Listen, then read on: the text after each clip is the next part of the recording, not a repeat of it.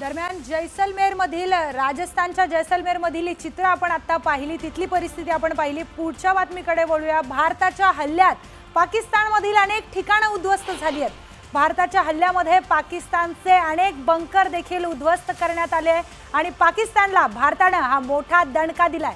ही दृश्य आपण सध्या बघतोय, ज्या पद्धतीने भारताने हल्ला केलेला आहे पाकिस्तानमधली अनेक ठिकाणं ही उद्ध्वस्त झालेली आहेत, ही पूर्णपणे बेचिराख झालेली आहेत। भारताच्या हल्ल्यामध्ये पाकिस्तानचे अनेक बंकर हे उद्ध्वस्त झालेत। आपण दृश्यांमध्ये ज्या पद्धतीने बघतोय, भारताने जसा हल्ला केला, हे जे पाकिस्तानी दहशतवाद्यांचे जे बंकर होते ते पूर्णपणे बेचिराख झालेले आहेत। त्यामुळे भारताने हा मोठा दणका दिलेला आहे। तर भारताने पाकिस्तानमधील सगळे बंकर उद्ध्वस्त केलेले आहेत आणि पाकिस्तानमधील अनेक ठिकाणे देखील भारताने उद्ध्वस्त केलेत। भारताच्या हल्ल्यात पाकिस्तानचे अनेक बंकर उद्ध्वस्त झालेत। आपण स्क्रीनवर पाहू शकतो कशा प्रकारे भारताने पाकिस्तानला चांगलाच धडा शिकवलाय। पाकिस्तानच्या नांग्या भारताने ठेचल्यात आणि यापुढे भारताने पाकिस्तानला हा संदेश दिलाय की दहशतवादाला आता थारा नाहीये। आमच्याकडे जर तुम्ही डोळे वटारून बघितला तर आमची रिॲक्शन ही असणार आहे, जे आपण स्क्रीनवर पाहतो। पाकिस्तानला एकापेक्षा एक मोठे दणके बघायला मिळत आहेत। ज्या पद्धतीने भारताने हल्ला केलेला आहे, ज्या पद्धतीने पाकिस्तानचा हल्ला भारताने उलटवून लावलेला आहे, चोख प्रत्युत्तर भारताने दिलेलं आपल्याला बघायला मिळत आहे। पाकिस्तानी बंकर आहेत, पाकिस्तानी अनेक दहशतवादी या ठिकाणी असतील, हे बंकर पूर्णपणे उद्ध्वस्त केलेत, पूर्णपणे निस्तनाबूत केलेले आहेत। तर सीमावर्ती भागांमध्ये पाकिस्तानकडून अनेक हल्ले करण्यात आले। काल देखील भारतातील 15 शहरांना पाकिस्तानने टार्गेट केलं आणि त्यातच LOCच्या दरम्यान सुद्धा जोरात फायरिंग सुरू आहे पाकिस्तानकडून।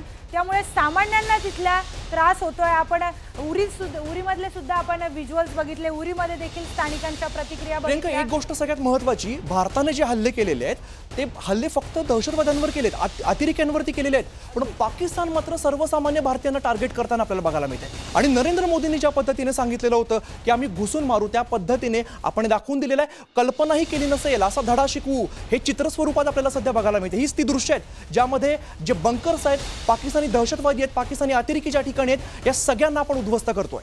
अतिशय महत्त्वाचा मुद्दा मांडला अमित। भारताने दहशतवाद्यांची स्थळं, दहशतवाद्यांचे जे अड्डे होते पाकिस्तानमधले ते उद्ध्वस्त केले। खरं तर पाकिस्तानने स्वतः हे काम करणं अपेक्षित होतं, पण भारताने ते सगळे दहशतवाद्यांचे अड्डे उद्ध्वस्त केले। पण त्याला उत्तर म्हणून पाकिस्तानने काय केलं? पाकिस्तानने सामान्य जनतेवर हल्ला केलाय। 15 शहरांवर काल पाकिस्तान हल्ला करणार होतं, पण आपल्या लष्करी भागाने ते हल्ले थांबवलेले आहेत। आणि आता आपण जे स्क्रीनवर दृश्य बघतोय, पाकिस्तानचे बंकर भारताने उद्ध्वस्त केलेले आहेत। तर भारताच्या हल्ल्यात पाकिस्तानातील अनेक ठिकाणे उद्ध्वस्त झाली आहेत। त्याचमध्ये भारताच्या हल्ल्यात पाकिस्तानचे अनेक बंकर उद्ध्वस्त करण्यात आले आहेत आणि ते कशा पद्धतीने उद्ध्वस्त करण्यात आले त्याचेच दृश्य आपण स्क्रीनवर पाहतोय।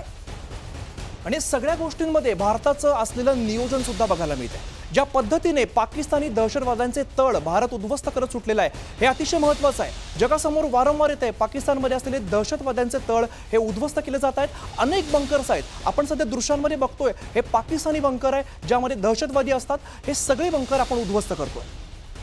निश्चितच आता त्या व्हिज्युअल्समध्ये सुद्धा स्पष्ट होतंय की कशा पद्धतीने भारताने पाकिस्तानचे बंकर उद्ध्वस्त केलेत।